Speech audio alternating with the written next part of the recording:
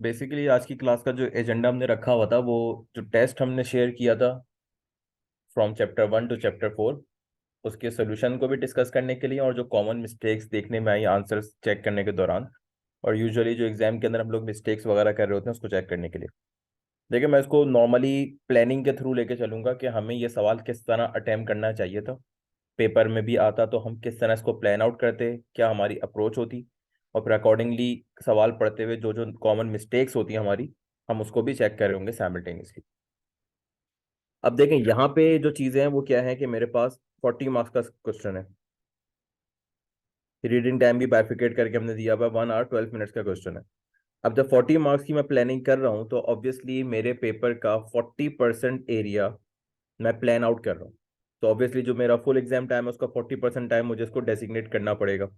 अब ये वाली जो यूजुअली प्लानिंग होती है ना, ये हम यूजुअली घर से ही करके जा रहे होते हैं कि भाई कौन से पेपर के अंदर पर मार्क्स आपके पास कितने मिनट्स बन के आ रहे होंगे। ये चीज़ें एग्जाम हॉल में यूजुअली नहीं हो रही होती। एग्जाम हॉल में इसकी एग्जीक्यूशन किस तरह हो रही होती है, लेट से अब आपने बोला कि भाई पर मार्क मेरे पास लेट से 2.5 मिनट्स मुझे रखना है। अब ये चीज़ जब मैंने चीज़ कर ली तो मैंने अब देखा कि मुझे पहला सवाल अटेम्प्ट करना है। पहले सवाल की रिक्वायरमेंट पे मैं आया, वहां पे मैंने देखा 15 मार्क्स हैं, 10 मार्क्स मेरे पास अवेलेबल है। तो 15 × 2.5 ये आपके पास टाइम हो जाएगा फॉर पार्ट ए। 10 × 2.5 ये आपके पास टाइम हो जाएगा फॉर पार्ट बी। अब ये टाइम डेसिग्नेट करने के बाद आप यहाँ पे ये भी मेंशन कर रहे होंगे, लेट से अगर मैं अभी सवाल स्टार्ट कर रहा हूँ, लेट से अगर 3 बजे स्टार्ट कर रहा हूँ, और लेट से अगर मैं इसकी बात करूँ तो 10 × 2.5 आपके पास 25 मिनट्स बनते हैं। तो 25 मिनट्स लिखने की बजाय मैं इस पर अपनी कैपिंग लिख रहा हूँ कि भाई मेरे पास ये सवाल 10 3:25 पे ख़त्म हो जाना चाहिए। ये वाली चीज़ लिखने से होता क्या है कि आप जब भी इस सवाल को अटेम्प्ट कर रहे होते हैं, आपको पता चल जाता है कि मुझे कब इस सवाल को एक्सीलेट करना है और कब इस सवाल पे मेरा ज़्यादा टाइम ज़ाया हो रहा है, तो मुझे इसको मूव करके आगे बढ़ जाना है, इसको छोड़ देना है मुझे किस हद तक। ये इनिशियल प्लानिंग जो होती है ना, यूजुअली रीडिंग टाइम के अंदर आ रही होती है, लेकिन ये इतनी हेल्पफुल होती है कि आपका पूरा पेपर बहुत कंट्रोल वे में और मैनेजेबल वे के अंदर चलता है। तो सबसे पहले तो ये वाली प्लानिंग हमारे पास होनी चाहिए कि भाई अगर हम 25 मार्क्स का क्वेश्चन अटेम्प्ट कर रहे हैं, जो आपके पेपर का 25% एरिया बनता है, तो इस सवाल को किस तरह अटेम्प्ट करना है, कितना टाइम रेजिग्नेट करना है, और किस तरह इसको अकॉर्डिंगली हम लेके चल रहे होंगे। अब इस सवाल को जब मैंने ये वाली प्लानिंग कर ली, देन मैं मूव करूंगा सबसे पहले रिक्वायरमेंट पे, कि अगर मुझे रिक्वायरमेंट पढ़ के सवाल समझ में आ जाता है, टॉपिक आइडेंटिफाई हो जाता है, और मैं कंफर्टेबल हूँ इस टॉपिक को अटेम्प्ट करने के लिए, तो मैं प्रोसीड करूंगा इस सवाल से। अदरवाइज मैं नहीं करूंगा। क्योंकि यूजुअली जब हम पेपर स्किम कर रहे होते हैं, पेपर स्किम करने में कौन से टॉपिक से सवाल आया है वो हम रिक्वायरमेंट के थ्रू ही आइडेंटिफाई कर रहे होते हैं, क्योंकि मोस्ट ऑफ द केसेस में आईकैप में मेंशन होता है रिक्वायरमेंट के अंदर टॉपिक। तो अब लेट से पेपर में हमने स्किम किया, हमने इस सवाल को पहचान लिया रिक्वायरमेंट पढ़ के। अब इसने बोला यूजिंग मॉडल्स वेयर अप्रोप्रिएट। इसका मतलब आपके पास मॉडल्स की कोई इसने कैपिंग नहीं लगाई। उसने ये नहीं बोला कि भाई यूजिंग पेस्टल, या उसने ये नहीं बोला भाई यूजिंग पोर्टर 5 फोर्सेस। अगर तो वो ये चीज बोल देता तो आपके पास सवाल में कैपिंग आ जाती कि आपने इसी टॉपिक से आंसर करना है। अब उसने बोला जहां पे आपको अप्रोप्रिएट लगता है वहां पे आप मॉडल अप्लाई करें, प्रोवाइड करें जॉन को विद एन एनवायरमेंटल एनालिसिस। अब यहाँ पे ये वो टेक्निक आ गई जो हमने ड्यूरिंग द क्लास सीखी थी कि भाई अगर इन्वायरमेंटल एनालिसिस की बात है तो इन्वायरमेंट एक्सटर्नल है इंटरनल है। यूजुअली आपके पास जब इन्वायरमेंटल एनालिसिस की बात हो रही होती है तो आपके पास एक्सटर्नल इन्वायरमेंट ही आ रहा होता है। अब मैंने सोचा कि अच्छा भाई अगर मेरे पास एक्सटर्नल इन्वायरमेंट है, तो एक्सटर्नल इन्वायरमेंट के मेरे पास कौन कौन से मॉडल्स मौजूद हैं, और कौन कौन से मॉडल्स के अंदर मेरे पास उनके क्या सिनेरियोज हैं उनको अप्लाई करने के। लेट्स से अगर मैं बात करूं, मेरे पास सबसे फेमस मॉडल पेस्टल है एक्सटर्नल इन्वायरमेंट का। लेकिन क्या मुझे ये पता है कि पेस्टल मेरे पास किस लेवल पे डील कर रहा होता है? ये मेरे पास मैक्रो इन्वायरमेंट, और आप इसको ये भी कह सकते हैं एट कंट्री लेवल पे जो जो चेंजेस आ रही होती हैं उसका एनालिसिस प्रोवाइड कर रहा होता है। अब दूसरा ऑप्शन मेरे पास क्या है? दूसरा ऑप्शन मेरे पास भाई पोर्टर डायमंड है। अब ये मैं अपनी नॉलेज से चल रहा हूँ, जो हमने पढ़ा हुआ है कि भाई एक्सटर्नल एनालिसिस में हमारे पास कौन कौन सी स्टेजेस हैं, कौन कौन सी स्टेजेस पे कौन से मॉडल्स मौजूद हैं, कौन सा मॉडल किस लिए अप्लाई होता है। पोर्टर डायमंड आपके पास एक नेशनल लेवल का मॉडल है, लेकिन इसकी खासियत क्या है? इसकी खासियत है आपकी इंटरनेशनल कंपटीशन की।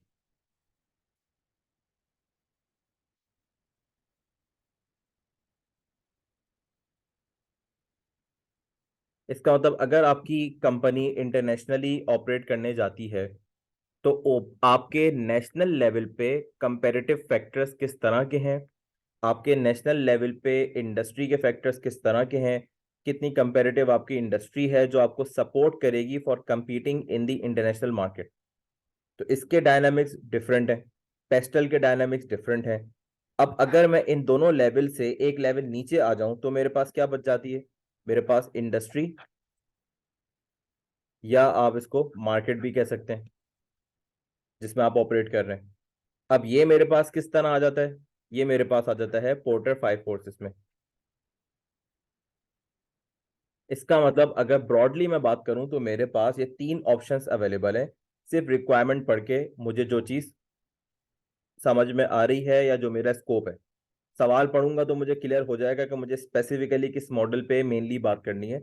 लेकिन रिक्वायरमेंट की अगर मैं बात करूं तो भाई मेरे पास तीन ऑप्शन अवेलेबल हैं, क्योंकि उसने मुझे बाउंड नहीं किया यहाँ पे। Affecting the low cost air travel industry.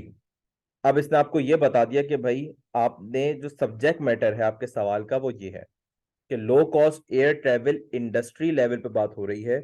उस इंडस्ट्री पे मैक्रो एनवायरमेंट फैक्टर्स के, नेशनल लेवल के फैक्टर्स के और दूसरे फैक्टर्स की वजह से क्या क्या चेंजेस आ रही हैं उसका एनालिसिस आप प्रोवाइड करें।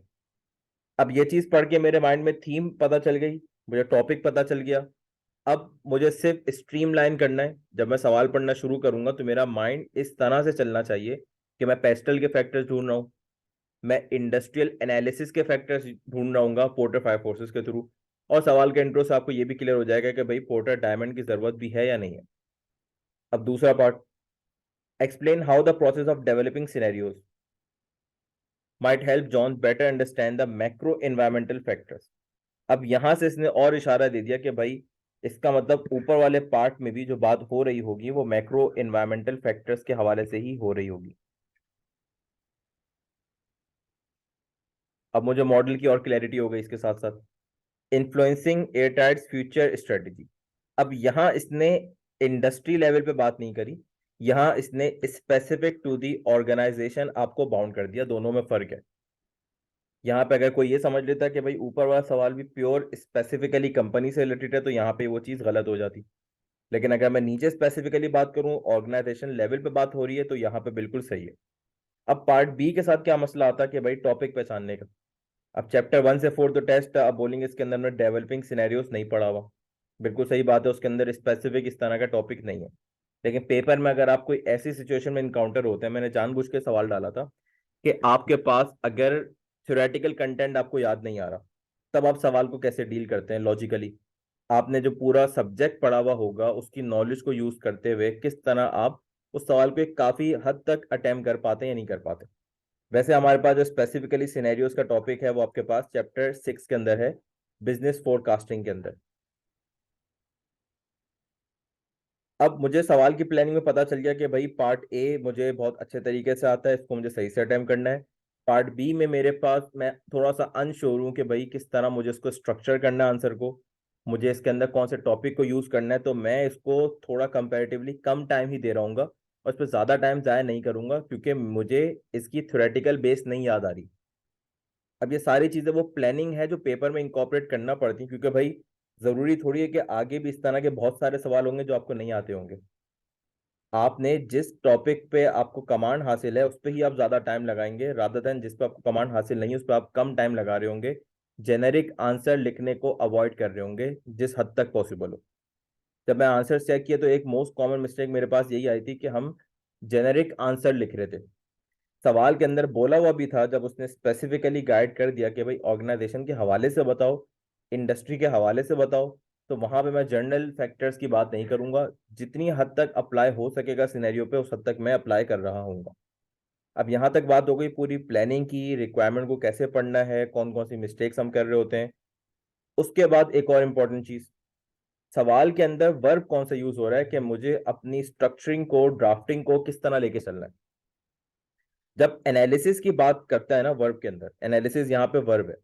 एनालिसिस के अंदर आपके पास नंबर्स के थ्रू, फैक्ट्स के थ्रू जो सवाल के अंदर मौजूद हैं, उसकी आप क्या इंटरप्रिटेशन कर रहे होते हैं,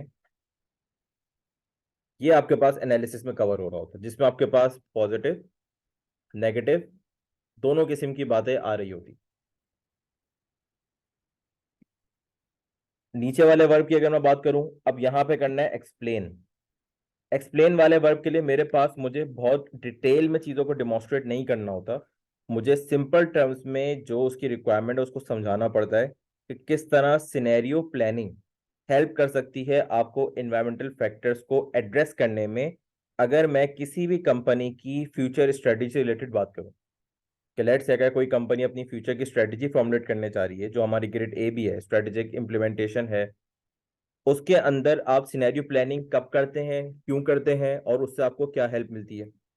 जहां से वर्ब डायरेक्शन भी दी हुई है ना आपको कि किस तरह जॉन को हेल्प करेगी, जिसका ताल्लुक मोस्ट प्रोबेबली कंपनी से ही होगा, कि वो इन्वायरमेंटल फैक्टर्स का इम्पैक्ट असेस कर सके on its organisation future strategy. अब इस तरीके से जब मैंने रिक्वायरमेंट को पढ़ा तो मुझे बेटर वे के अंदर क्लियर हुआ कि मुझे सवाल के अंदर डिमांड्स क्या है। अब मुझे सवाल को पढ़ना कैसे और लेके कैसे चलना है। यहां तक ये चीज क्लियर है।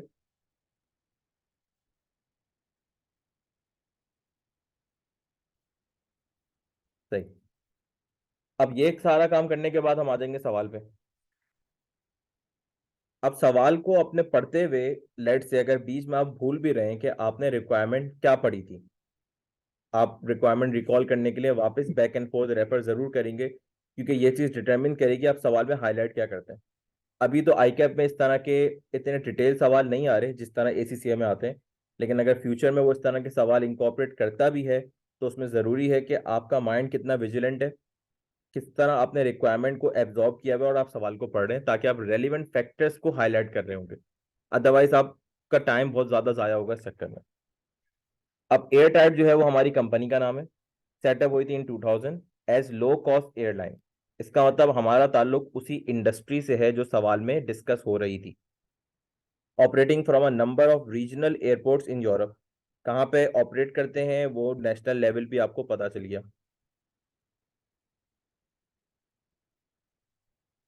Using these less popular airports was a much cheaper alternative to the major city airports and the supported airlines low cost service। इसका मतलब आप क्या कर रहे हैं, आप मेजर सिटीज के एयरपोर्ट्स को यूज नहीं कर रहे, आप लेस पॉपुलर एयरपोर्ट्स को यूज करके एक चीपर ऑल्टरनेटिव प्रोवाइड कर रहे हैं मेजर सिटी एयरपोर्ट्स को यूज करने के लिए। इसका मतलब क्या है कि जो आपका ऑपरेटिंग मॉडल है, वो आपका बिजनेस ऑपरेटिंग मॉडल बेस कर रहा होता है चीपर एयरलाइन सर्विसेज प्रोवाइड करने पे, और अट्रैक्टिव लोकेशंस पे आप ऑपरेट नहीं कर रहे होते। लेट्स से अगर कोई एयरपोर्ट है जो आपके शहर से करीब है और एक मेन सिटी सेंटर का एयरपोर्ट है या एक बड़ा फेमस एयरपोर्ट है, तो वहाँ पे यूजुअली आपके चार्जेस ज़्यादा हो सकते हैं, कंसीडरिंग कि वो आपके घर से करीब है, शहर से करीब है। इसी तरह अगर आपके पास कोई कोस्ट लाइन पे एयरपोर्ट्स बने हुए होते हैं, कोई दूसरे शहर से बाहर एयरपोर्ट्स बने हुए होते हैं, अब मैं ये बात नहीं कर रहा कि उनकी स्ट्रक्चरिंग किस तरह है। यूजुअली हर कंट्री के अंदर, हर सिटी के अंदर एक ही एयरपोर्ट होता है। ये वहां पे बात हो रही है यूरोप जैसी कंट्रीज में, जहां आपके पास मल्टीपल एयरपोर्ट्स होते हैं। कुछ एयरपोर्ट छोटे होते हैं स्ट्रक्चर में, जिसमें आपके पास बोइंग 777 जैसे जहाज वगैरह नहीं उतर सकते। तो ये उस कॉन्टेक्स्ट में बात हो रही है कि आप उन आपका कंपटीशन उन फेमस या पॉपुलर एयरलाइन से नहीं है जो एक्सपेंसिव और लेजर सर्विसेज प्रोवाइड कर रहे होते हैं। आपका ताल्लुक लो कॉस्ट एयरलाइन से है जो ट्रैवलिंग की बेसिक नीड को फुलफिल कर रहा है। अब इससे आपको ये सब कुछ पता चल रहा है कि आपका टारगेट कंज्यूमर ग्रुप कौन होगा। या अब सवाल को आपको फर्दर बताने की जरूरत नहीं है, यहां से ही आपको पता चलना चाहिए आपको किन किन चीजों से इम्पैक्ट होगा फाइनेंशियली। अब इसके अंदर आपका इन्फ्लेशन, अभी मैंने सवाल शुरू नहीं किया, मैं सिर्फ इंटरप्रिटेशन बता रहा हूँ किस तरह होगी। अगर आपका इंटरेस्ट रेट भी है, इसी तरह कोई टैक्सेस वगैरह आपके पास लग रहे होंगे। एयरलाइन की सबसे एक्सपेंसिव कॉस्ट कौन सी होती है, फ्यूल होती है, तो फ्यूल के प्राइसेस। इसका मतलब ये सारी चीजें अगर अपवर्ड मूव करेंगी तो आपको इम्पैक्ट होगा, क्योंकि आपका बिजनेस मॉडल लो कॉस्ट एयरलाइन पे बेस करता है। इसका मतलब आपका सेलिंग पॉइंट क्या होगा? आपका सेलिंग पॉइंट होगा कि भाई आप चीपर टिकट्स प्रोवाइड करते हैं। ये आपका सेलिंग पॉइंट है। अगर मैं इससे एक और बात ये निकालूं कि भाई यूजुअली होता क्या है कि जब मार्केट के अंदर इन्फ्लेशन बढ़ती है, आपकी ऑपरेटिंग कॉस्ट बढ़ती है, सबसे सिंपल आपके पास ऑप्शन अवेलेबल क्या होता है? पास कर दो इस चीज को ऑन टू कस्टमर, ताकि आपकी मार्जिन प्रोफाइल सेम रहे। लेकिन जब आपका business objective, business operating model ही लो कॉस्ट है, तो आपकी मार्केटिंग स्ट्रेटेजी भी चीपर टिकट्स पे होगी और low cost solution to travel होगी। इसका मतलब आप सवाल के अंदर ये नहीं लिख सकते कि भाई इसका इम्पैक्ट हम पे क्यों नहीं आएगा, क्योंकि हम ये चीज कस्टमर पे पास ऑन कर देंगे, हमें फर्क नहीं पड़ेगा। अब आपको यहाँ पे ये भी रिperकशन सोचनी है कि जितने फाइनेंशियल इम्पैक्ट आप पास ऑन करेंगे, आपकी डिमांड पे इम्पैक्ट पड़ सकता है, आपकी मार्केटिंग स्ट्रेटेजी में इम्पैक्ट पड़ सकता है। सारी चीजें आपस में इंटरलिंक है। सिर्फ दो लाइनें पढ़ के ये सारी चीज कब डेवलप होगी? जब आपके सारे टॉपिक्स पे एक कॉन्सेप्चुअल ग्रिप होगी, कि आप मार्केटिंग की चीज़ों को भी रिलेट कर सकें, आप अपने पास बिजनेस ऑपरेटिंग मॉडल को भी समझ सकें, अपनी स्ट्रेटजी को भी समझ सकें। ये सारी चीज़ें कॉन्सेप्चुअली जब डेवलप होंगी, तब आप सिनेरियो पे सही तरीके से अप्लाई कर सकते हैं। अब उसके बाद क्या है? यहाँ हम इसका बिजनेस मॉडल भी पता चल गया, लो कॉस्ट सर्विस मॉडल है। और आपके जो कंपेटिटर्स हैं वो भी आपके एग्जिस्टिंग लो कॉस्ट कंपेटिटर्स ही होंगे definitely. These providers had effectively transformed air travel in Europe and in so doing contributed to an unparalleled expansion in air travel by both business and leisure passengers. इसका मतलब जो आपने cheaper travel solutions provide करना शुरू किए, उसकी वजह से आपकी ट्रेवल इंडस्ट्री यूरोप में बढ़ने लगी, एक्सपेंशन होने लगी। बिजनेस और लेजर पैसेंजर्स का मतलब क्या है कि यहाँ पे आपको आपके कंज्यूमर ग्रुप्स बता रहा है कि आपके अगर टाइप ऑफ कस्टमर में बाइफिकेट करें तो एक बिजनेस के हैं, एक लेजर पैसेंजर्स हैं। लेजर्स कौन है? जो अपनी हॉलीडे वगैरह ट्रैवल के लिए जा रहे होते हैं, अपने पर्सनल ट्रिप जा रहे होते हैं। बिजनेस ट्रिप्स आपकी normally associated with your organisation होती हैं, उनकी मीटिंग से होती हैं। Airtight use one type of aircraft, tightly control staffing levels and cost. अब ये सारी चीजें वही बता रहा है आपके बिजनेस मॉडल से रिलेटेड कि आप हैं किस बारे में, ताकि आपका माइंड प्रिपेयर हो कि कौन कौन से फैक्टर्स एनवायरनमेंट में चेंज होंगे तो आपको फर्क पड़ेगा। अगर कंपनी की इंफॉर्मेशन नहीं पता चलेगी तो आप ये पता ही नहीं चला सकते कि किन फैक्टर से कंपनी को नुकसान हो रहा है या फायदा हो रहा है। एक ही टाइप का एयरक्राफ्ट है, स्टाफिंग लेवल आपका बहुत कंट्रोल में है, कॉस्ट पर टाइट कंट्रोल्स हैं आपके, relied entirely on online bookings. अब ये वाला फैक्टर अगर कोई मुझे बता सके कि इसकी वजह से पेस्टल का क्या फैक्टर हिट हो सकता है। सवाल पढ़ रहे हैं आपने तो आप क्या इसको मार्क कर रहे होंगे, पेस्टल के किसी फैक्टर से लिंक कर रहे होंगे या नहीं कर रहे होंगे? टेक्नोलॉजी, बिल्कुल सही कहा। अब सारे सवाल में आपको हिंट देता जा रहा है कि भाई जब पेस्टल लगाने जाओ तो देख लेना कि आपका ऑपरेटिंग मॉडल कौन कौन सा है और आप किन किन चीजों से हिट हो सकते हैं। And achieve high level of capacity utilisation and punctuality. इसका मतलब मैक्सिमम कैपेसिटी पे आप ऑपरेट कर रहे हैं। तो इसका मतलब क्या होगा? अगर फॉल इन डिमांड होगी तो आपकी फिक्स कॉस्ट की जो एब्जॉर्प्शन होगी, या उसको मैं कह दूं कि फिक्स कॉस्ट पर यूनिट, वो आपकी बढ़ जाएगी। अब ये सारी बातें मैं क्यों कर रहा हूं यहाँ पे? क्योंकि वो सारे फैक्टर जिससे मेरी कॉस्ट बेस बढ़ेगी, मुझे नुकसान होगा। मेरी कैपेसिटी कम यूटिलाइज होगी, मेरी फिक्स कॉस्ट बढ़ेगी, इसका मतलब अकॉर्डिंगली मेरी ऑपरेटिंग कॉस्ट बढ़ रही होगी। ये सारी चीजें आपको कोई ऐसे सवाल में भी हेल्प कर सकती हैं जिसके अंदर फाइनेंशियल डेटा हो। आपका जो चैप्टर 16 है जिसके अंदर परफॉर्मेंस मेजरमेंट है, लेकिन उसके अंदर भी ये सारे फैक्टर्स रिलेटेबल होते हैं कि आप किस तरह किस इंफॉर्मेशन को इंटरप्रेट करते हैं। यहाँ मैंने इसको इस तरह इंटरप्रेट किया कि भाई डिमांड भी मुझे देखनी है, क्योंकि मेरा operating model high level of capacity utilisation पे चल रहा होता है। Its route networks had grown each year and included new routes to some of the 15 countries that had joined the EU in 2004. इसका मतलब आप एक्सपेंशन मॉडल पे हैं, आपके डिफरेंट रूट्स एक्सपेंड हो जा रहे हैं, डिफरेंट कंट्रीज में आपकी प्रेजेंस बढ़ रही है।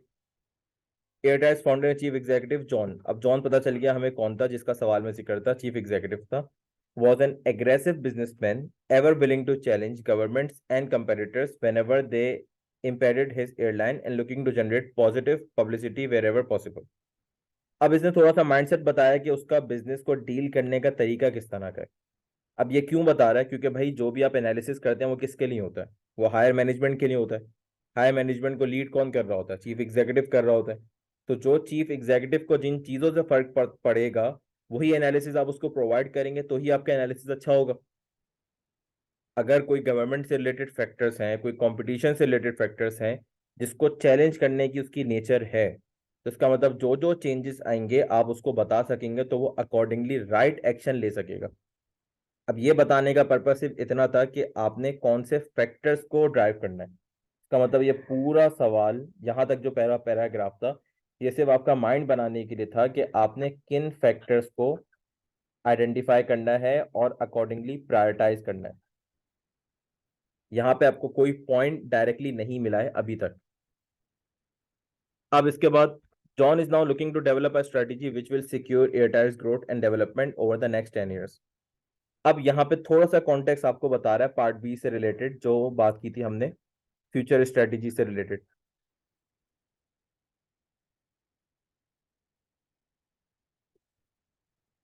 एयरटेल की ग्रोथ और development over the next 10 years। अब 10 years से अगर मैं एक और चीज लिंक करूं कि भाई जो आप फोरकास्टिंग मॉडल यूज कर रहे होंगे, या आपको जो पार्ट बी के अंदर उसने कहा था सिनेरियो प्लानिंग के लिए, तो उसका जो होराइजन होगा वो यहां से आपको डिक्टेट हो रहा है कि भाई कम से कम 10 साल पे आपकी सिनेरियो प्लानिंग हो रही होगी। अब ये सारा कॉन्टेक्स्ट आपको आपके पार्ट बी वाली रिक्वायरमेंट के लिए मिल रहा है। अब रिक्वायरमेंट मेरे माइंड में होगी तो मैं चीजों को अकॉर्डिंगली सही तरीके से हाईलाइट कर सकूंगा। He can see a number of environmental trends emerging which could significantly affect the success or otherwise of any developed strategy।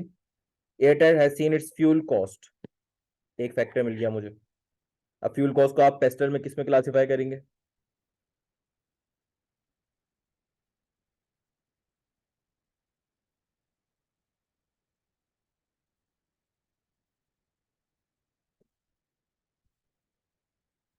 Economical में, बिल्कुल सही कहा।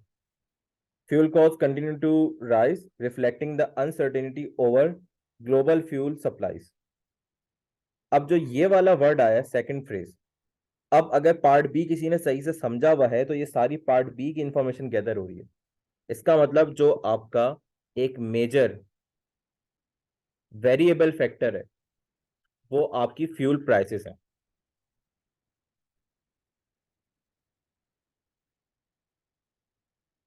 एक मिनट रुकिएगा।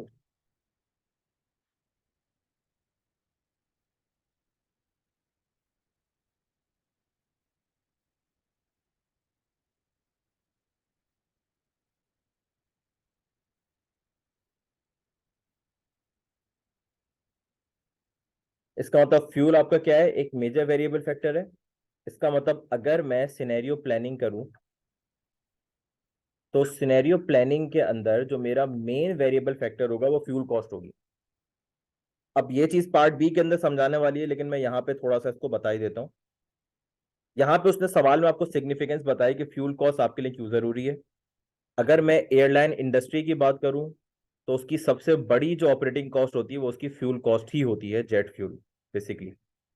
अब इसका मतलब अगर फ्यूल कॉस्ट जो राइज कर रही है अभी कंटिन्यू टू राइज करती है इन द फ्यूचर, तो इसका मतलब क्या होगा कि मैं अपने पास वर्स्ट केस सिनेरियो बना रहा हूँ।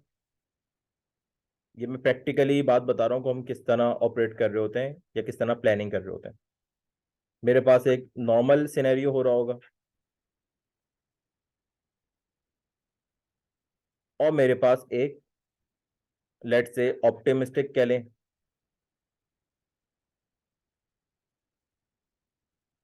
सिनेरियो बन रहा होगा। इसका मतलब अगर मैं अपना पीएनएल कंस्ट्रक्ट कर रहा हूं तो मैं सारे फैक्टर्स को कांस्टेंट कर दूंगा। लेट से सेल्स, नॉर्मल ग्रोथ लगाई मैंने, सेल्स प्लॉट कर दी, other operating cost other than fuel, तो सारे मैंने नॉर्मल इन्फ्लेशन लगा के कर दिया। अब यहां पे मैं रख रहा हूँ फ्यूल।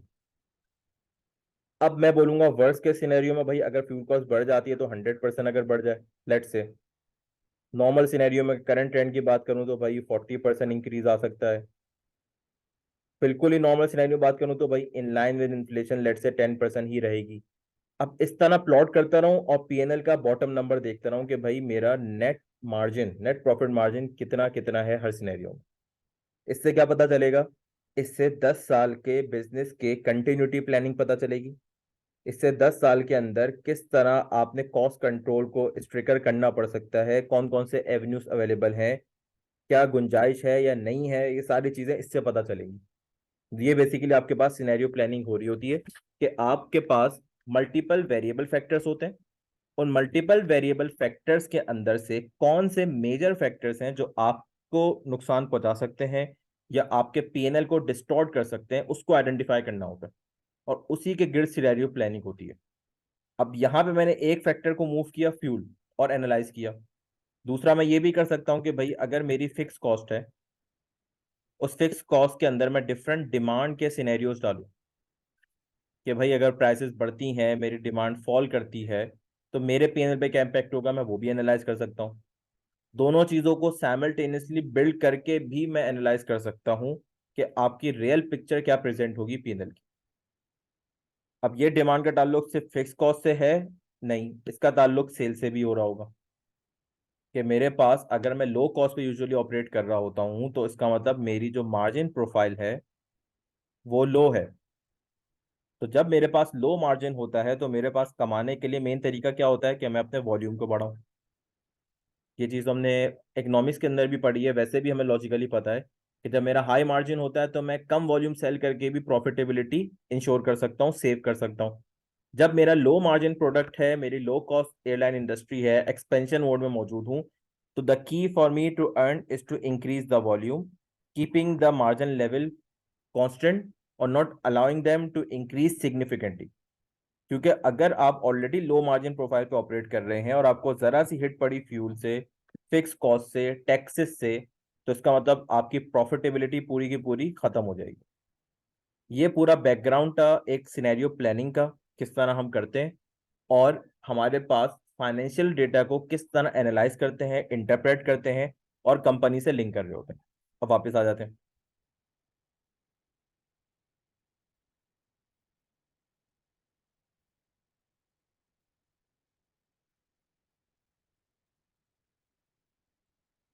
अब fuel cost currently account for 25% of Airtight's operating cost. यहाँ उसने ये भी बता दिया कि भाई 25% से फ्यूल कॉस्ट है, इसका मतलब बहुत सिग्निफिकेंट है। Conversely the improving efficiency of aircraft engine and the next generation of larger aircraft. अब जब यहाँ पे एफिशिएंसी ऑफ एयरक्राफ्ट इंजन की बात आ गई तो यहाँ पे एक और पेस्टल का फैक्टर हिट हो रहा है। अब वो आप पिक करके बताएं कि पेस्टल का कौन सा फैक्टर यहाँ पे अप्लाई हो रहा है। अगर मैं एयरक्राफ्ट इंजन्स की बात कर रहा हूँ, next generation of larger aircraft की बात कर रहा हूँ, तो मैं यहाँ पे कौन से फैक्टर की बात कर रहा हूँ?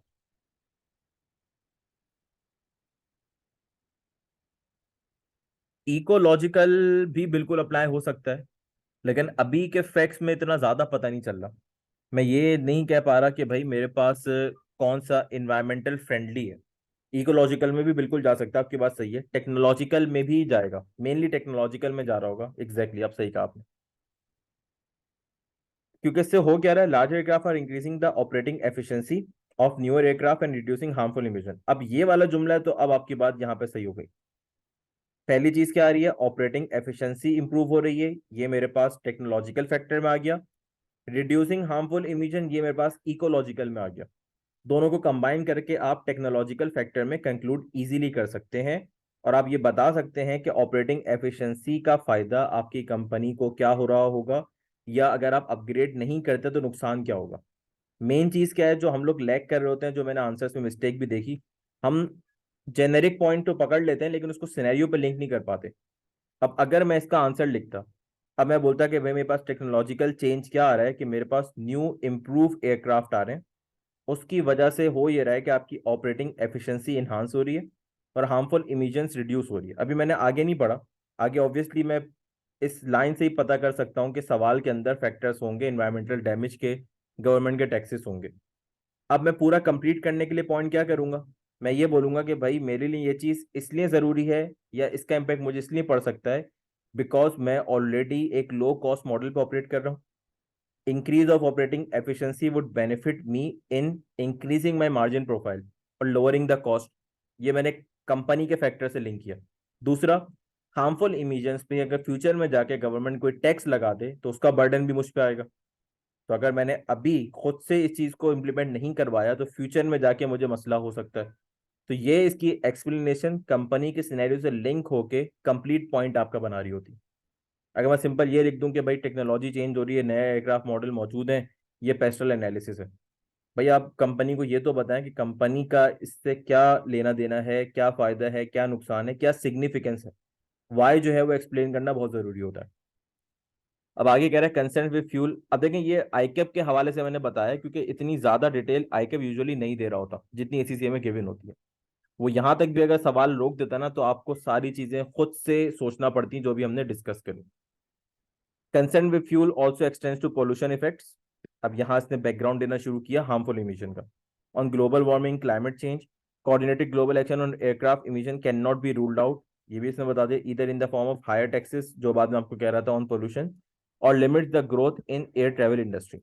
इसका मतलब अगर आपकी ग्रोथ बढ़ रही है और आपके नंबर ऑफ एयरक्राफ्ट बढ़ रहे हैं जिनकी वजह से पोल्यूशन ज्यादा कॉज हो रही है तो गवर्नमेंट बैन लगा सकती है नंबर ऑफ एयरक्राफ्ट पे, या तो गवर्नमेंट दूसरे सूरत में आपको हायर टैक्सेस चार्ज कर सकती है for using the old technology which is causing more environmental damage. अब आगे क्या कह रहा है, on the positive side European governments are anxious to continue to support increase competition in air travel and to encourage low cost operators. अब ये वाला factor आपके पास कौन सा आना शुरू हो गया?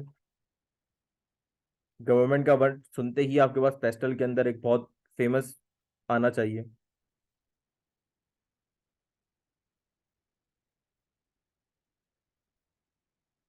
पॉलिटिकल। लीगल इसको मैं अभी कह नहीं सकता, सेफ है कि आप पॉलिटिकल बात कर लें, क्योंकि गवर्नमेंट के रिलेटेड जितनी भी पॉलिसीज वगैरह होती है ना वो आपके पास पॉलिटिकल में आ रही होती है। हाँ, अगर आपका कोई लॉ की वायोलेशन ऐसी नजर आ रही है कि लेट से गवर्नमेंट किसी चीज को लॉ का पार्ट बना देगी तो उसके अंदर आप लीगल वाली चीज इंकॉर्पोरेट कर सकते हैं और उनके दोनों इम्पैक्ट बता सकते हैं कि लीगल की वजह से आपका बिजनेस भी बंद हो सकता है ऑन द एक्सट्रीम साइड, और आपको पेनलाइज एक्शन की वजह से पीएनएल पे हिट भी आ सकती है। अब लो कॉस्ट ऑपरेटर्स हैं competing against the over staff and loss making national flag carriers. इसका मतलब गवर्नमेंट जो है वो क्या करना चाह रही है, वो एयर ट्रेवल इंडस्ट्री को बूस्ट करना चाह रही है। लो कॉस्ट ऑपरेटर्स का मतलब क्या है कि गवर्नमेंट कंपटीशन को प्रमोट कर रही है मार्केट के अंदर। इसका मतलब वो ऐसे इंसेंटिव रखेगी कि ज्यादा से ज्यादा कंपनीज इस इंडस्ट्री में ऑपरेट करें। और जो over staff loss making national flag carriers हैं, इसका मतलब गवर्नमेंट की अपनी नेशनल कह सकते हैं आपके जो कंपनीज हैं ऑपरेट कर रही हैं जिनका स्टाफ ओवर है, इसका मतलब सिग्निफिकेंट कॉस्ट वहां पे आ रही है, उन चीज़ों को डिस्करेज करें। तो गवर्नमेंट के फैक्टर से ये पता चल रहा है कि आप जिस बिजनेस मॉडल में हैं उसकी सपोर्ट में गवर्नमेंट मौजूद है और गवर्नमेंट के initiatives in future low cost पे हो सकते हैं। इसका मतलब गवर्नमेंट प्राइसिंग स्ट्रेटजी में भी इन्वॉल्व हो सकती है अगर चाहे। यूजुअली ऐसा होता नहीं है, इतना एक्सट्रीम स्टांस नहीं होता गवर्नमेंट का। सिर्फ रेगुलेटेड इंडस्ट्री के अंदर गवर्नमेंट प्राइस को रेगुलेट करती है, अदरवाइज प्राइसिंग एक फ्री मैकेनिज्म होता है। अब आगे चलते हैं। The signals for future passenger demand are also confuse. अब यहाँ जो इसने ये वाली बात करी इसको अगेन मैं पार्ट बी से लिंक करूंगा। फ्यूचर पैसेंजर डिमांड का मतलब क्या है कि मुझे अपने सिनेरियो प्लानिंग के लिए एक और वेरिएबल फैक्टर मिल गया। पहले मैंने फ्यूल वाला मिला था पिछले पैराग्राफ में, यहाँ पे मुझे एक और वेरिएबल फैक्टर मिल गया जो कि पैसेंजर डिमांड है। अब पेस्टल के फैक्टर्स भी साथ साथ मैं देखता जा रहा हूँ और पार्ट बी के भी फैक्टर्स साथ साथ देखता जा रहा हूँ। Much of the increase demand are for low cost air travel. अब ये आपको एक और फैक्टर मिला जो पेस्टल से रिलेटेड है कि आपकी डिमांड किसके लिए इंक्रीज हो रही है, लो कॉस्ट एयर ट्रेवल के लिए।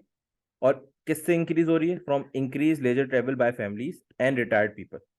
अब यहाँ उसने फर्दर आपके जो लेजर वाले कस्टमर ग्रुप थे जो हमने ऊपर देखे थे उसको दो हिस्सों में डिवाइड कर दिया। एक उसने बोला कि भाई आपकी नॉर्मल फैमिलीज की हॉलीडे ट्रैवल, एक उसने बोला रिटायर्ड पीपल की ट्रैवल भी बढ़ रही है। अब इसका मतलब सवाल में आगे जाके कहीं ना कहीं या तो इससे रिलेटेड बात होगी या इससे रिलेटेड बात होगी। अब मेरा सवाल ओपन होता जा रहा है, पहले दो कंज्यूमर ग्रुप थे, एक बिजनेस था एक लेजर था। लेजर के अंदर उसने दो और खोल दिए, उसने बोला फैमिलीज भी हैं और रिटायर्ड पीपल भी हैं। अब अगर फैमिलीज की इनकम पे फर्क पड़ेगा, रिटायर्ड पीपल की इनकम पे फर्क पड़ेगा, या नंबर में फर्क पड़ेगा, दोनों चीजें हो सकती हैं।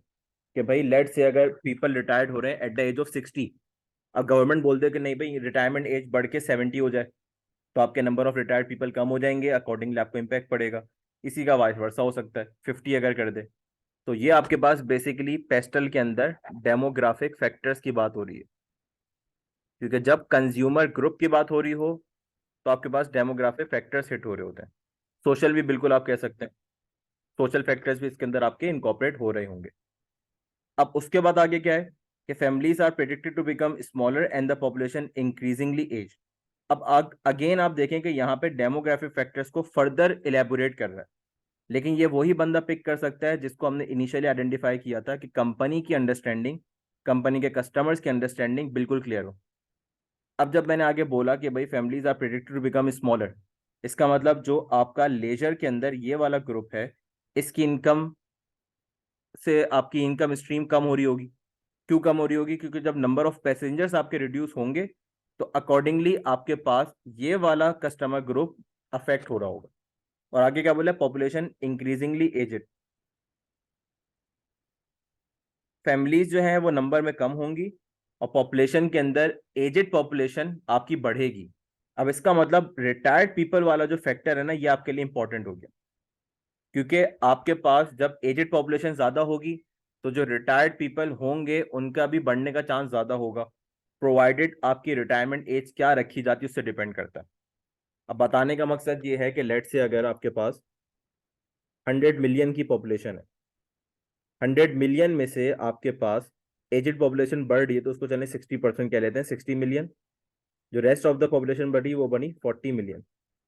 अब ये 60 मिलियन आपका टारगेट ग्रुप है।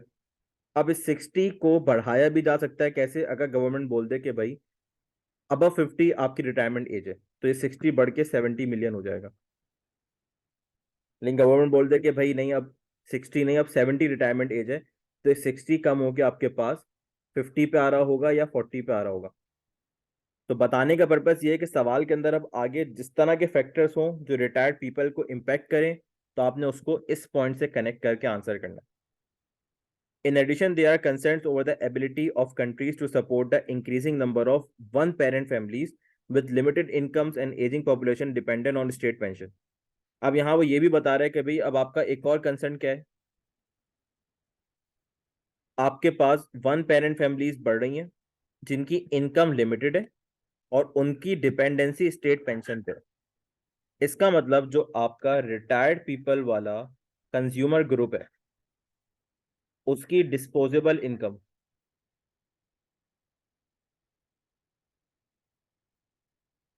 किस पे डिपेंड कर रही है?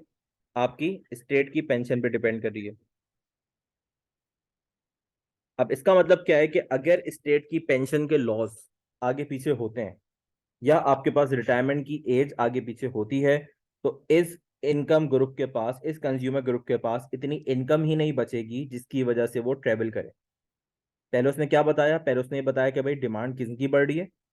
आगे उसने क्या बताया कि भाई आपकी डिमांड बढ़ने का जो एक कंज्यूमर ग्रुप है रिटायर्ड पीपल, उसको कौन कौन से फैक्टर्स इंपैक्ट कर रहे हैं जिसकी वजह से आपकी फ्यूचर डिमांड पे फर्क पड़ सकता है। हर चीज का ताल्लुक घूम फिर के आपकी फ्यूचर डिमांड पे आ रहा है, लेकिन उसको वो स्टेप बाय स्टेप लेके चल रहा है और आपको सवाल के अंदर क्लैरिटी देता जा रहा है कि भाई उनकी इनकम पे मसले मसाइल आ रहे हैं, रिटायर्ड पीपल बढ़ रहे हैं, पॉपुलेशन के अंदर एजेड नंबर ऑफ पीपल बढ़ रहे हैं।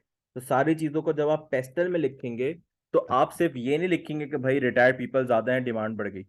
आप इसको प्रॉपरली एक्सप्लेन करेंगे कि भाई रिटायर्ड पीपल अगर बढ़ रहे हैं तो आपकी कंपनी को किस तरह इंपैक्ट हो रहा है। रिटायर्ड पीपल तो बढ़ रहे हैं लेकिन पेंशन लॉज लेट से चेंज हो जाते हैं, उनके पास डिस्पोजेबल इनकम कम हो रही है, तो आप उसको इस तरह एक्सप्लेन करेंगे कि भाई मेरा एक लार्ज कंज्यूमर ग्रुप या मेरा एक लार्ज कस्टमर ग्रुप कंसिस्ट करता है रिटायर्ड पीपल पे, और क्योंकि गवर्नमेंट के लॉज की चेंजेस की वजह से या डेमोग्राफिक फैक्टर्स चेंजेस की वजह से ये नंबर कम हो रहा है, तो इसका मतलब मेरी फ्यूचर इनकम या मेरी फ्यूचर डिमांड भी कम होगी। जब आप जाके कंपनी से इस फैक्टर को रिलेट करेंगे तब आपका पॉइंट कंप्लीट होगा। और यही एक चीज थी जो आपके आंसर्स के अंदर भी मिसिंग थी, कि हमने फैक्टर तो सबको पता चल जाएगा कि भैया रिटायर्ड पीपल का मसला है, लेकिन उसको किस तरह आपकी फ्यूचर पैसेंजर डिमांड से लिंक करना है ये बहुत कम लोग करेंगे, और आपका पॉइंट इस लेवल पे आके कंप्लीट होगा जो बहुत लोगों का कंप्लीट नहीं हुआ होगा। आगे क्या बोल रहे हैं, there is a distinct possibility of the retirement age being increase, ये चीज उसने बता दी जो हम डिस्कस कर रहे थे। Government demanding a higher level of personal contribution towards individual retirement pension. अब ये पॉइंट थोड़ा सा टेक्निकल है समझने के लिए। जब गवर्नमेंट ने, एक मिनट रुकिएगा,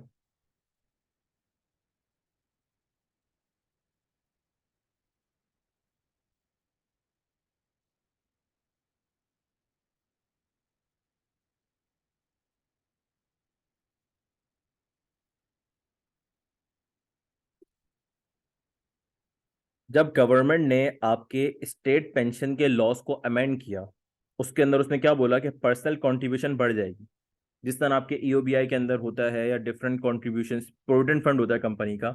अब कंपनी बोले कि भाई आपकी सैलरी का 10% उसमें नहीं जाएगा, 20% जाएगा, इसका मतलब आपके हाथ में जो पहले 90% पैसे आ रहे थे वो अब 80% आएंगे।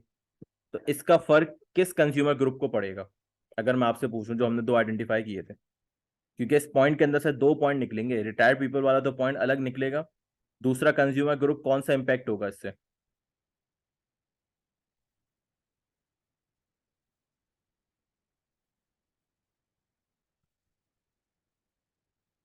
कुछ भी बता दें, भले गलत बता दें।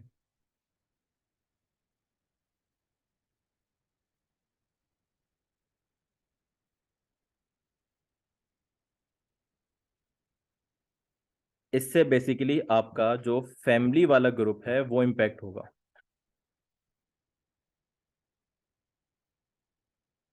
मैं दोबारा भी बता देता हूँ।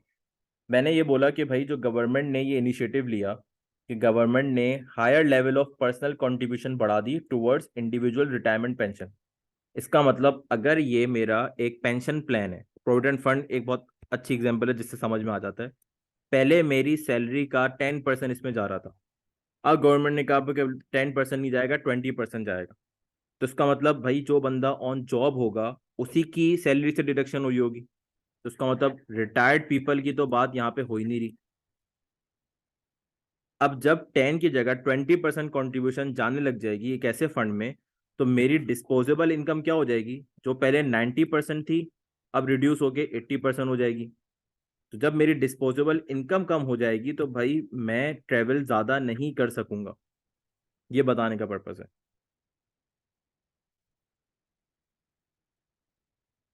ये क्लियर है कि ये मेरा फैमिली वाला ग्रुप जो है उसकी डिमांड भी इम्पैक्ट हो रही होगी। इवन अगर ये मार्केटिंग का सवाल होता ना तो इसको मैं उस तरह से लिखता। लेट्स से अगर मैं समझा भी देता हूँ, ये मार्केटिंग का सवाल होता तो मैं बोलता कि भाई मैं अपनी जो कस्टमर सेगमेंटेशन करूंगा,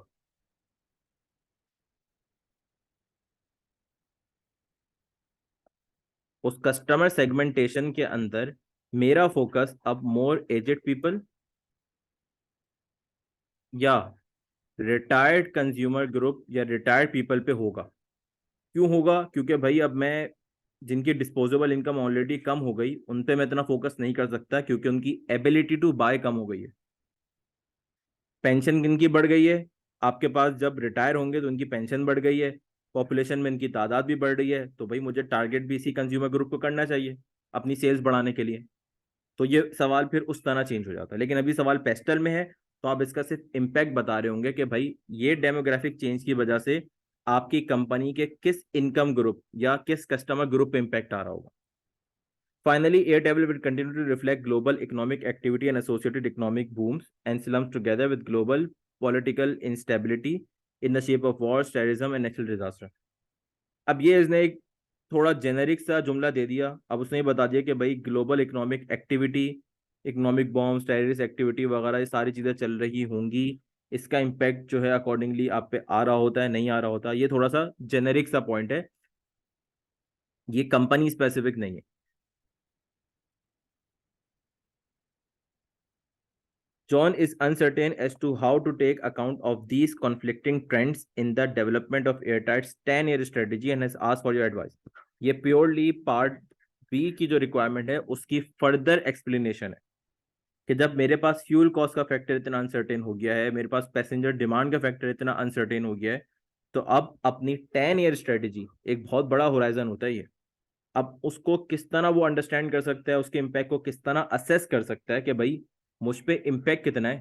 कहीं ऐसा तो नहीं है 10 साल बाद मुझे बिजनेस बचेगा ही नहीं, इतनी सिग्निफिकेंट कॉस्ट बढ़ जाएगी।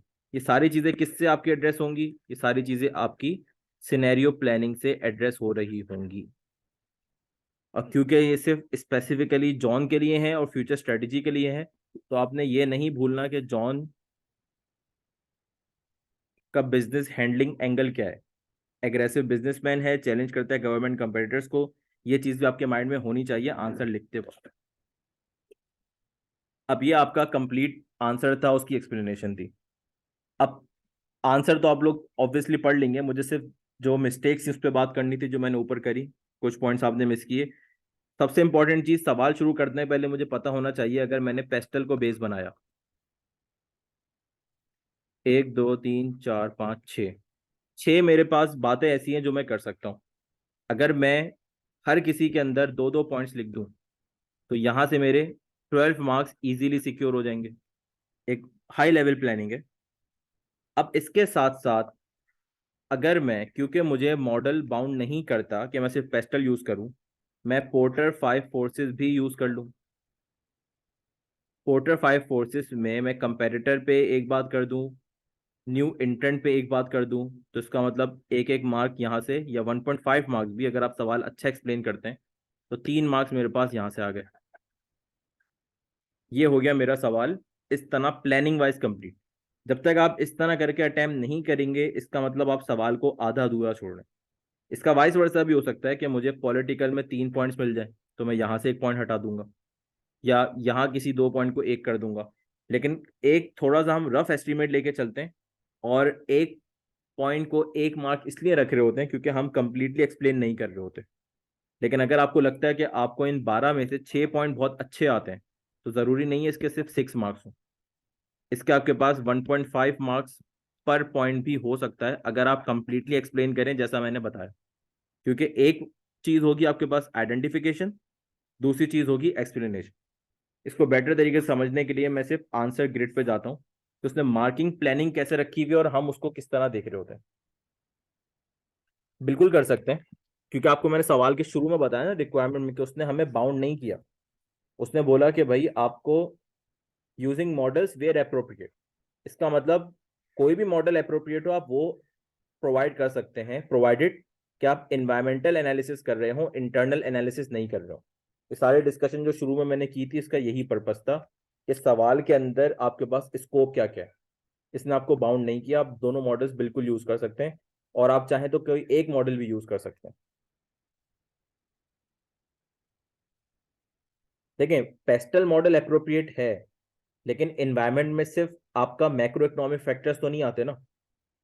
अगर सवाल के अंदर इंडस्ट्रियल फैक्टर्स भी होते, कंपटीशन से रिलेटेड फैक्टर्स भी होते, आप उस पर भी बात कर सकते थे। लेट्स से अगर मैं आपको एग्जांपल दूं, पोर्टर 5 फोर्सेस का न्यू इंट्रेंट वाला जो पॉइंट है वो कहाँ अप्लाई हो सकता था? वो आपका अप्लाई हो सकता था यहाँ पे, कि गवर्नमेंट जो है वो कंपटीशन को सपोर्ट कर रही है और इंकरेज कर रही है लो कॉस्ट ऑपरेटर्स को। इसका मतलब क्या है? गवर्नमेंट खुद चाह रही है कि भाई इंडस्ट्री में और लोग ऑपरेट करने आए, तो आपका थ्रेट ऑफ न्यू इंट्रेंट तो बढ़ गया ना इससे। हाँ, मैं आईकैप की बात वही कर रहा हूँ ना, आईकैप में तो एक ही यूज होगा। आईकैप यूजुअली क्या करता है, आईकैप यहाँ पे लिख ही देता है कौन सा मॉडल यूज करना है। मैंने आपको ऑप्शन बताया कि भाई अगर मार्क्स कम पड़ रहे हो, देखें पेस्टल के ही ज्यादातर पॉइंट सवाल के अंदर मौजूद थे। सबसे पहले पेस्टल तो हमें यूज करना ही करना है। अब पेस्टल में किसी के पास अगर पॉइंट्स कम पड़ रहे हैं, उसको नहीं समझ में आ रहे, तो पोर्टर 5 फोर्सेस के एक दो पॉइंट भी डिस्कस कर सकता है, वो गलत नहीं होगा based on the requirement. Requirement को पढ़ना हम लोग सीखें कि रिक्वायरमेंट हमें बाउंड कर रही है नहीं कर रही। तो इन आईकैप के पेपर में अगर इस तरह की रिक्वायरमेंट है, ऑल दो उसकी एक्सपेक्टेशन होगी पेस्टल पूरा एक्सप्लेन करें, लेकिन एक दो मार्क्स बोरो करने के लिए 5 फोर्सेस पे भी जा सकते हैं, लेकिन प्रोवाइडेड सवाल के अंदर फैक्टर होना चाहिए, जिस तरह भी मैंने न्यू इंटर्न का आपको पॉइंट बताया। Exactly exactly. पेस्टल तो आपने देखे पहले करना है ना। पेस्टल क्यों पहले करना है? जब मैंने सवाल पढ़ा, सवाल के अंदर मेजोरिटी फैक्टर्स किसके थे? पेस्टल के थे। पोर्टर 5 फोर्सेस के बहुत ज्यादा फैक्टर्स उसके अंदर मौजूद नहीं थे। सवाल डिजाइन हुआ पेस्टल के लिहाज से, लेकिन आप इसको प्रैक्टिकली सोचे ना, रियल लाइफ के अंदर आपके पास जब एनालिसिस होता है, कोई मॉडल की कैद थोड़ी होती। अगर एसीसीए का आप एसबीएल का पेपर देखेंगे, उसके अंदर यही है। कभी भी सवाल के अंदर आपको किसी भी मॉडल पे बाउंड नहीं करता, वो आपसे एनालिसिस मांगता है, जिसके अंदर पेस्टल यूज हो रहा हो, पोर्टर यूज हो रहा हो, कोई भी मॉडल यूज हो रहा हो, आप यूज करके बताएंगे कि किस फैक्टर से आपको इम्पैक्ट हो रहा है। हाँ, बस ये होना चाहिए, जब इन्वायरमेंटल पूछा हुआ है तो शॉर्ट पे बात नहीं करेंगे। इन्वायरमेंटल एनालिसिस में नहीं, वो इंटरनल एनालिसिस में आ रहा होता है, वो ब्लंडर हो जाएगा।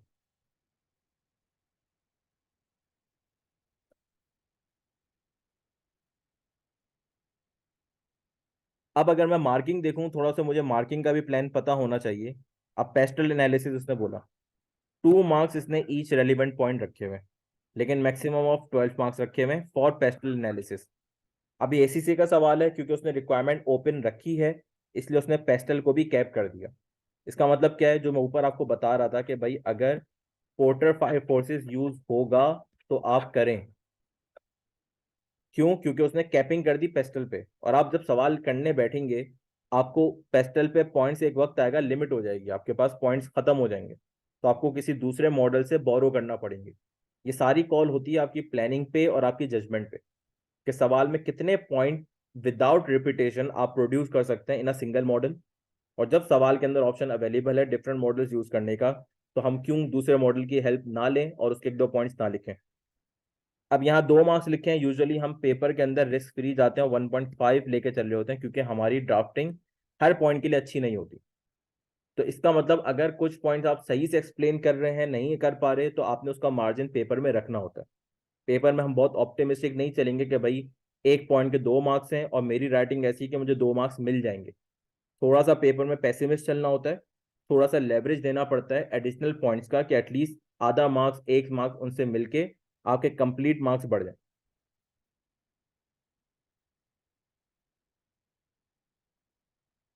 दूसरा, अब ये 12 मार्क्स की बात आपने हमने कर ली। दूसरा क्या है, 1 mark for each relevant point up to a maximum of 3 marks for assessing impact and uncertainty.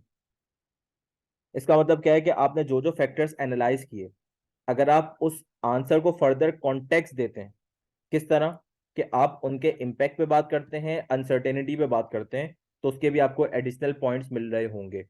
और ये हर फैक्टर में नहीं होगा। Let's say fuel cost he, fuel cost का इम्पैक्ट मैं कैसे बता सकता था कि भाई 25% ऑपरेटिंग कॉस्ट है, फ्यूल कॉस्ट बढ़ती है तो मुझे क्या इम्पैक्ट पड़ेगा। अनसर्टेनिटी में मैं क्या कर सकता था, जो मेरी पैसेंजर डिमांड थी उसके ऊपर मैं बात कर सकता था, उस अनसर्टेन फैक्टर को फर्दर इलेबोरेट कर सकता था। इसका मतलब मेरे कुछ जो पॉइंट्स होंगे उनके मार्क्स 3 मार्क्स तक भी जा रहे होंगे, लेकिन कुछ के मार्क्स 3 मार्क्स तक नहीं जा रहे होंगे, वो 2 पे कैप हो रहे होंगे। ये बताने का पर्पज है। और ये जजमेंट कैसे आती है, आपकी प्रैक्टिस करने से आती है। और सवाल के अंदर जितनी इंफॉर्मेशन ज्यादा होती है ना, यूजुअली प्रिज्यूम ये होता है कि उसके मार्क्स भी ज्यादा होंगे। लेट्स से अगर ऑडिट का पेपर किसी ने दिया, उसमें गोइंग कंसर्न होता था, गोइंग कंसर्न के रिस्क के मार्क्स हमेशा ज्यादा होते थे, क्योंकि गोइंग कंसर्न के रिस्क को साबित करने के लिए हमें 2-3 पॉइंट्स यूज करना पड़ रहे होते थे, उसके अंदर मटेरियल ज्यादा होता था। इसी तरह इस सवाल के अंदर जो फ्यूल कॉस्ट थी, उसका एक तो ताल्लुक एयरलाइन इंडस्ट्री से था, आपके बिजनेस मॉडल से था, आपकी ऑपरेटिंग कॉस्ट से था, गवर्नमेंट की लेजिस्लेशन से था, पॉल्यूशन से था। 3 से 4 उसके फर्दर एक्सप्लेनेटरी पॉइंट्स बन सकते हैं, तो उसके मार्क्स भी अकॉर्डिंगली बढ़ रहे होंगे। दूसरा, सिनेरियो प्लानिंग के अंदर हमारे पास क्या था, इसके अंदर उसने बोला था कि भाई आपके पास 2 मार्क्स वही हैं रेलिवेंट पॉइंट के लिए, मैक्सिमम 5 मार्क्स हैं for issues that developing a scenario would highlight. अब इसके अंदर क्या है कि अगर आप high impact, high uncertainty factors को आइडेंटिफाई करते हैं एनवायरनमेंट में, different possible futures by factor आप बताते हैं, सिनेरियोज को बिल्ड करते हैं फैक्टर्स के साथ, फिगर्स के साथ, तो आपको उसका अकॉर्डिंगली मार्क्स मिल रहे होंगे। लेकिन अब आप ये देखें कि 5 मार्क्स सिर्फ इन बातों पे हैं, आपके फैक्टर्स पे, बाकी 5 मार्क्स किसके लिए? For linking issues to airtight strategy. अब ये सबसे इंपॉर्टेंट बात थी, जो यहाँ मार्किंग प्लान में भी नजर आ गई। इसका मतलब अगर आप ऊपर वाला सवाल भी जेनेरिक लिखते हैं, तो आप एलिजिबल होंगे for only 50% of the marks. अगर आप उन्हीं पॉइंट्स को सिनेरियो पे लिंक करते हैं जो रिक्वायरमेंट आपको बोल रही है, तब जाके आपको कंप्लीट मार्क्स मिलते हैं। और सबसे बड़ी मिस्टेक हम पेपर में और जो आपकी आंसर की कॉपीज थी उसमें यही थी। पॉइंट्स बहुत सारे लोगों ने सही आइडेंटिफाई किए हुए थे, पिक किए हुए थे, लेकिन बहुत कम लोगों ने उसको सिनेरियो से अप्रोप्रिएटली लिंक किया हुआ था। इसका मतलब 50% मार्क्स के लिए तो आप एलिजिबल ही नहीं रहे, जितना अच्छा आप पॉइंट इलेबोरेट कर लें, लेकिन अगर उसको सिनेरियो से लिंक ना करें। तो सबसे इंपॉर्टेंट चीज ये है कि जब सवाल में स्पेसिफिकली बोला हुआ हो या ना भी बोला हुआ हो, आप उसको सोचें प्रैक्टिकल लाइफ की तरह कि भाई मेरे पॉइंट्स का कंपनी को फायदा हो भी रहा है, नहीं हो रहा। थ्योरेटिकल बात कंपनी ने पढ़नी है, वो तो ऐसी गूगल करेगी, मॉडल पूरा पढ़ लेगी। आपके एनालिसिस का क्या फायदा होगा? जब आप ये सोचेंगे तो आपका खुद ही application to the scenario improve होगी। यहां तक क्लियर है?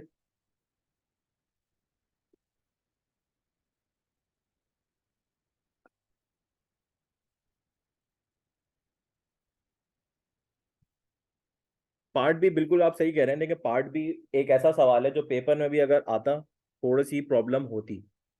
लेकिन अगर आप पार्ट ए को अच्छे तरीके से सॉल्व कर पाते, या आपने सेलेक्टिव स्टडी नहीं की होती, चले अभी तो सिनेरियो ऐसा था ना कि हमने चैप्टर 6 नहीं पढ़ा था, आपको सवाल को लॉजिकली ही हैंडल करना था जो डिफिकल्ट था, लेकिन फिर भी 3 से 4 मार्क्स इजीली हासिल हो सकते थे अगर लॉजिकली चलते।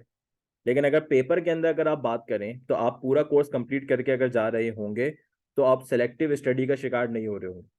और इसके अलावा अगर आपको टॉपिक रिकॉल ना भी हो रहा हो, जब आप एक पूरा सब्जेक्ट पढ़ के जाते हैं ना, तो आप कहीं ना कहीं से कुछ कंटेंट बोरो करके उसका एक अच्छा आंसर प्रोड्यूस कर देते हैं। क्योंकि एसीसीए के सवालों के अंदर खूबसूरती ये है कि आपके पास डेटा थोड़ा ज्यादा होता है। अगर ये आईकेप का सवाल होता तो 3 4 लाइनों के अंदर वो पार्ट भी पूछ लेता और आप स्ट्रगल कर रहे होते अगर आपको नहीं पता होता। लेकिन ये एसीसीए के सवाल में बहुत सारी चीज़ें उसने स्पेसिफिकली बोली जो हमने देखी भी। मैंने आपको सवाल के अंदर बहुत सारी जगहों पे पार्ट बी लिख के भी दिया, और वो चीज़ पता भी चल रही थी। उसने साफ साफ बताया कि भाई 10 ईयर्स स्ट्रेटेजी है, अनसर्टेन फैक्टर्स कौन कौन से हैं और क्यों हैं, और उनका इम्पैक्ट कंपनी पे क्या है। लॉजिकली बात करें, अगर 10 अनसर्टेन फैक्टर है तो भाई कोई ऐसे 5 होंगे ना जिससे मेरी कंपनी को सबसे ज़्यादा इम्पैक्ट पड़ता होगा, तो मैं उन 5 पे बात करूंगा। उन 5 को अगर मैं पिक कर पाता हूँ, प्रायोरिटाइज कर पाता हूँ, मैक्सिमम मार्क्स मुझे वहीं मिल जाते हैं। एक गुड आंसर में और बैड आंसर में यही फर्क होता है कि आप कंपनी को कितना अच्छा समझते हैं और अपने पॉइंट्स को किस तरह प्रायोरिटाइज करते हैं, जिससे प्रोफेशनल टोन ऑफ राइटिंग आती है। इन प्रैक्टिस करने का पर्पज ही यही है कि हम चीज़ों को उस एंगल से देख सकें जिस तरह एक प्रोफेशनल आंसर को देखा जाता है। हम अपनी आंसर की ड्राफ्टिंग में चीज़ इंकॉर्पोरेट भी करें कि किस तरह मेरा आंसर प्रायोरिटाइज हो रहा होगा। इसकी रिक्वायरमेंट आप पढ़ें 2 3 मिनट के अंदर, फिर हम इसको भी डिस्कस कर लेते हैं।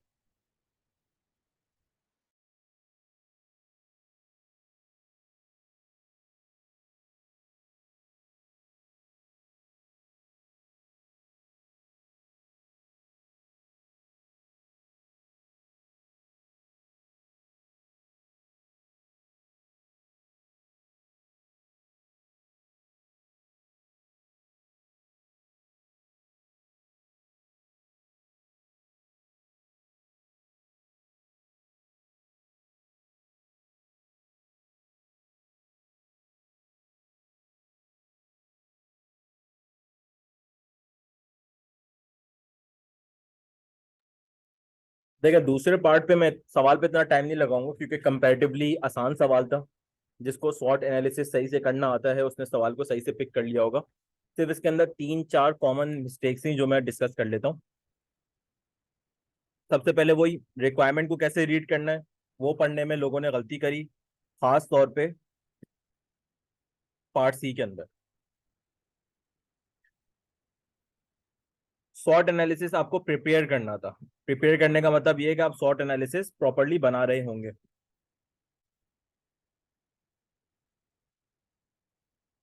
1 मिनट रुकिएगा।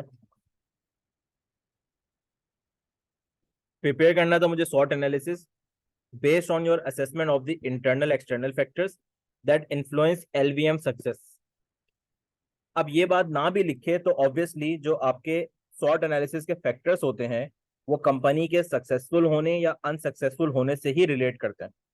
शॉर्ट के अंदर कुछ लोगों ने जो मेजोरिटी गलती करी वो ये करी कि भाई जब आप स्ट्रेंथ की बात करते हैं ना, तो ये स्ट्रेंथ आपकी सारे फैक्टर्स नहीं होंगे जो कंपनी के अच्छे हैं। बताने के मुराद ये है कि भाई अगर कंपनी के पास सिग्निफिकेंट कैश रिजर्व्स हैं,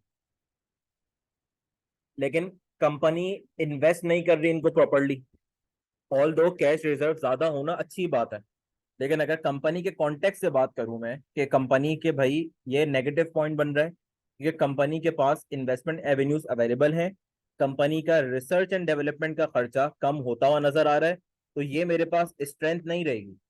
इसका मतलब मैं जेनेरिक सवाल नहीं लिख सकता कि कैश रिजर्व ज्यादा है, स्ट्रेंथ हो गई। कंपनी की मशीनरी ज्यादा है, स्ट्रेंथ हो गई। कंपनी के पास ऑपरेटिंग एरिया ज्यादा है, स्ट्रेंथ हो गई। भाई आप ये भी तो कंपेयर करें। हमेशा स्वॉट एनालिसिस होता इंटरनल है, लेकिन इन कंपैरिजन टू कंपेटिटर्स होता है। ये बहुत इंपॉर्टेंट बात है। किसी भी स्ट्रेंथ को स्ट्रेंथ और वीकनेस में क्यों कह रहा हूं, क्योंकि मैं ये देखना चाह रहा हूं कि भाई जो मेरा कंपेटिटिव एडवांटेज है। हर बार हम पढ़ते रहते हैं इस वर्ड को, लेकिन हम इसको समझते नहीं है। क्या मुझे मेरी स्ट्रेंथ कंपेटिटिव एडवांटेज दे पा रही है, नहीं दे पा रही। इसका मतलब क्या है कि स्ट्रेंथ कंपेयर हो रही होगी विद योर कंपेटिटर्स, जिसकी वजह से आपको फायदा मिल रहा है। इसी तरह वीकनेस भी, थ्रेट्स और अपॉर्चुनिटीज तो ऑब्वियसली आपके पास एक्सटर्नली ही आ रहे होते हैं। ये एक इंपॉर्टेंट पॉइंट है जो लोगों ने मिस्टेक की हुई थी। आंसर आप देखेंगे, आपको बहुत सारे पॉइंट्स आपके फ्लॉड लग रहे होंगे, एक जेनरिक लग रहे होंगे। दूसरी इंपॉर्टेंट चीज क्या थी, जब उसने प्रिपेयर सॉर्ट एनालिसिस करने को बोला तो लोगों ने बुलेट पॉइंट्स के अंदर आंसर लिख दिए। बुलेट पॉइंट्स में क्या कि भाई higher cash reserve, increase capacity. अब इस तरह के points professional tone of writing नहीं होते। ऑल दो जब प्रिपेयर करने को बोल रहा है तो आपने बहुत डिटेल के अंदर उसको नहीं बिल्ड करना, लेकिन आपके सेंटेंसेस फिर भी थोड़े से कंप्लीट सेंटेंसेस होने चाहिए। उन सेंटेंसेस से पता चलना चाहिए why it is a strength. भले ब्रीफली आप बता दें why it is a weakness. ये चीज मिसिंग होगी तो आपका आंसर अच्छा नहीं होगा। दूसरा क्या था, usefulness of SWOT to a business such as LVM. जब उसने बोला कि भाई आप यूजफुलनेस बताएं सॉर्ट की, इसका मतलब ये नहीं है कि आप सॉर्ट के पॉजिटिव नेगेटिव बता दें कि स्ट्रेंथ पता चल जाती है, वीकनेस पता चल जाती है, कंपनी एक बेटर डिसीजन ले सकती है। भाई ये बताएं कि एलवीएम के सिनेरियो में किस तरह यूजफुल हो सकता है उसके लिए। सवाल जब आप पढ़ रहे होंगे तो एलवीएम का एक कॉन्टेक्स्ट पता चलेगा, जिस तरह हमने पहले सवाल में देखा। उस कंपनी का बैकग्राउंड क्या है, किन चीजों से स्ट्रगल कर रही है, क्या कंपनी को अपनी स्ट्रेंथ वीकनेस पता भी है, नहीं पता। लेट से कंपनी ने आज तक शॉर्ट एनालिसिस किया ही नहीं, कंपनी के पास कुछ ऐसे एरियाज थे जो पता चले कि हमने शुरू से देखे ही नहीं। तो आप ये बताएंगे ना कि अगर कंपनी शॉर्ट एनालिसिस करती तो फला फला पॉइंट कंपनी देख पाती और उसको फर्दर डेवलप कर पाती। लेट से वीकनेस कंपनी आप स्पेसिफिकली सिनेरियो से रिलेट करते हुए बता रहे होंगे। तो इस सवाल के अंदर सबसे बड़ा मसला था एप्लीकेशन टू द सिनेरियो। उसके बाद क्या था, आइडेंटिफाई एवेल्युएट करना था two potential strategic options available for LPM by using the SWOT analysis prepared in part A above. अब यहाँ पे क्या था, यहाँ अलग बात की हुई थी, यहाँ पे अलग जेनेरिक बात की हुई थी। भाई जब आपने शॉर्ट एनालिसिस के अंदर सही से अपॉर्चुनिटीज नहीं पिक करी पार्ट ए के अंदर, तो आप पार्ट सी के अंदर किस तरह उसको कंक्लूड करेंगे। और दूसरा मसला, स्ट्रेटेजिक ऑप्शंस की बात हो रही थी, तो स्ट्रेटेजिक ऑप्शन हमेशा कंपनी की लॉन्ग टर्म स्ट्रेटेजी से परटेन करते हैं। अब वो बात शॉर्ट टर्म रिलेटेड होगी तो स्ट्रेटेजिक ऑप्शन में ही नहीं आएगी। इसका मतलब स्ट्रेटेजिक ऑप्शन की क्लैरिटी नहीं थी कि कौन कौन से एवेन्यूज अवेलेबल हैं, जिसकी वजह से ना हमने पार्ट सी सही किया और ना उसको अप्रोप्रिएटली पार्ट ए से रिलेट किया। सिर्फ टू पोटेंशियल पॉइंट्स इसमें बताने थे। क्विकली अगर मैं सिर्फ पार्ट बी और सी के आंसर को देख लूँ, पार्ट ए तो बहुत स्ट्रेट फॉरवर्ड है और उसके अंदर फर्दर चीजें मैं थोड़ी सी बता देता हूँ। यही रीजन था जिसकी वजह से फिर मार्क्स ऑलमोस्ट 0-0 ही मिल रहे थे, क्योंकि आपने सवाल को सही से नहीं समझा। अब आई एग्री, यहाँ पे सवाल के अंदर इसने सिंपल बुलेट पॉइंट्स करके बताए हुए हैं, लेकिन पेपर के अंदर थोड़ा सा प्रोफेशनली हम कंप्लीट सेंटेंसेस लिखते हैं। हम इतना शॉर्टर वे में नहीं जाते। Limited factory capacity, cash flow concerns, इस तरह करके। ऑल दो 8 मार्क्स थे, 0.5 मार्क्स रखे हुए थे, इसलिए हमने इस तरह लिख दिया। लेकिन अब आपके पेपर में इस तरह का सवाल एक्सपेक्ट नहीं करें। उसके अंदर एक प्रोफेशनल चीज उन्होंने डेवलप की है, MSA 2 से उसको रिलेट करना चाह रहे हैं, तो सारी चीजों में प्रोफेशनल टोन ऑफ राइटिंग आ रहा होगा। ये पॉइंट्स तो आप अपने पॉइंट से कंपेयर करेंगे, आपको डायरेक्टली फर्क पता चल जाएगा।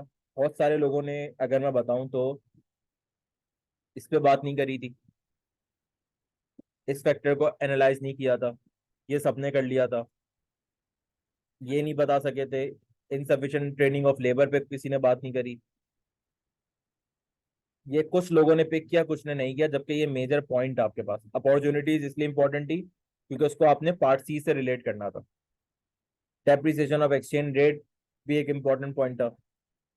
ये वाले बात लोगों ने करी, लेकिन इसको सही से एक्सप्लेन नहीं कर सके कि भाई डिमांड का पैटर्न किस तरह चेंज हो रहा। इसी तरह थ्रेड्स के ऊपर भी इन्फ्लेशन पे सबने बात करी, न्यू मोबाइल फोन टेक्नोलॉजी पे बात करी, इंटरेस्ट रेट वाली बात बहुत कम लोगों ने करी, इसी तरह लेबर स्किल वाली बात कम लोगों ने करी, और इसका इससे लिंकेज भी बहुत कम लोगों ने एक्सप्लेन किया। मेजोरिटी ने ये पॉइंट मिस ही कर दिया था। तो ये शॉर्ट एनालिसिस तो बिल्कुल सिंपल था कंपैरिजन के लिए। अब पार्ट बी में आता है। Every 6 months LVM hold meetings to review key strategic decisions, help manager assess the most likely successful future strategies and constraints on them. अब ये किस बारे में बात कर रहा है, दोबारा अगर रिक्वायरमेंट में देखूं,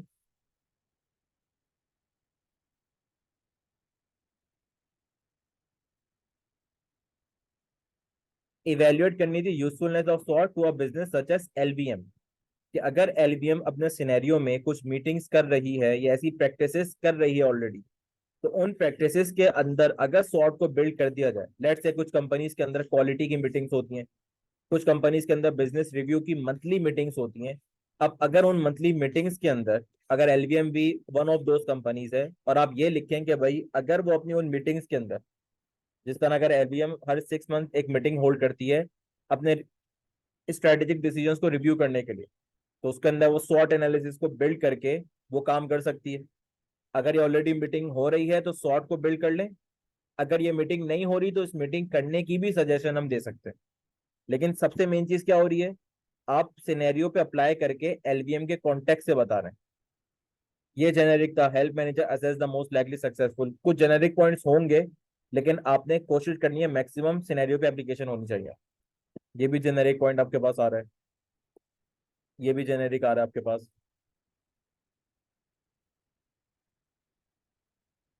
इन दो पॉइंट्स को आप फिर भी थोड़ा सा रिलेट कर सकते थे सिनेरियो से। यहाँ पे एवेन्यू अवेलेबल था।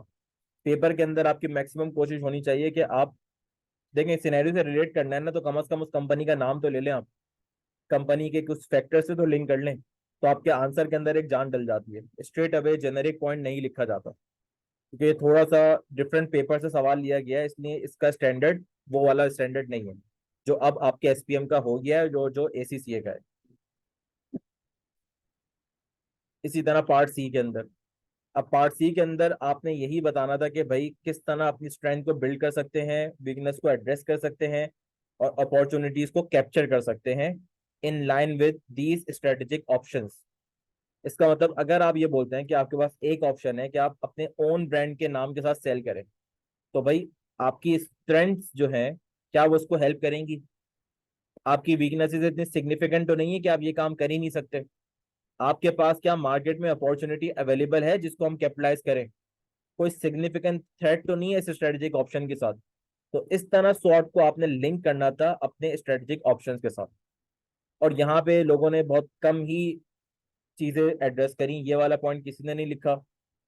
ये वाले पॉइंट पे फिर भी दो तीन लोगों ने बात कर ली थी, इस पे बात नहीं करी किसी ने। इसको बात करी लेकिन इसको सही से एक्सप्लेन नहीं किया। अगर मैं एक एग्जाम्पल के तौर पर सिर्फ इस पॉइंट को देखूं, कि हमारे पास सवाल के अंदर एवेन्यू अवेलेबल था एशियन मार्केट को डेवलप करना, एक न्यू मार्केट इमर्ज हो रही थी आपके पास। अब यहाँ पे किस तरह हम इस स्ट्रेटजी को एक्सप्लेन कर पा रहे हैं? Dependent on reduction in trade barriers. ये स्ट्रेटजी किस चीज पे डिपेंडेंट थी, कि अगर गवर्नमेंट ट्रेड बैरियर्स को रिड्यूस कर दे तो सक्सेसफुली आप बिटवीन द कंट्रीज ट्रेड कर सकते हैं। इफ ट्रेड बैरियर्स रिमेन, अब फर्दर उस पॉइंट को उसने बताया, तो LVM have to relocate production in Asia to compete. अब इसने ये बताया कि अगर एक स्ट्रेटेजिक ऑप्शन है कि आपने एशियन मार्केट को डेवलप करना है, या तो आप अपने मुल्क से ऑपरेट करें और ट्रेड करें, लेकिन अगर आपको ट्रेडिंग अलाउ नहीं करती आपकी कंट्री, तो दूसरा ऑप्शन क्या है कि आप उस कंपनी को वहां जाके इंस्टॉल करें, प्रोडक्शन भी वहीं पे करें और वहीं पे आप बिजनेस करें। मार्केट रिसर्च डिटेल रिक्वायर्ड होगी इस ऑप्शन के लिए। Could LVM enter this market by directly selling its own brand to consumers, और would it be through the major brands the supply? अब यहाँ पे उसने ऑप्शन दे दिया, क्या अपने ब्रांड को यूज करते हुए आप कर रहे होंगे, या किसी मेजर ब्रांड के साथ आप एसोसिएशन जनरेट कर रहे होंगे। तो बेसिकली ये वाला आपके पास सवाल बहुत ज्यादा मुश्किल नहीं था। जो हमने पहला वाला इन डिटेल डिस्कस किया, वो एक्चुअल आपके पास सवाल था जिसपे मेजोरिटी वीकनेसेस हमारे सामने है। यहाँ तक अब किसी का कोई कंफ्यूजन, कोई सवाल?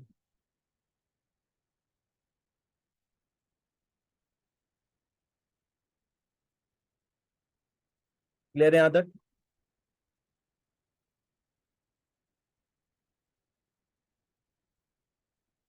सही है। फिर आज की क्लास को यहीं तक रखते हैं। फिर चैप्टर 7 पे अगर हमें फर्दर प्रैक्टिस क्वेश्चन देखना होंगे, देन मैं अकॉर्डिंगली उसको प्लान आउट कर लेता हूँ। Thank you.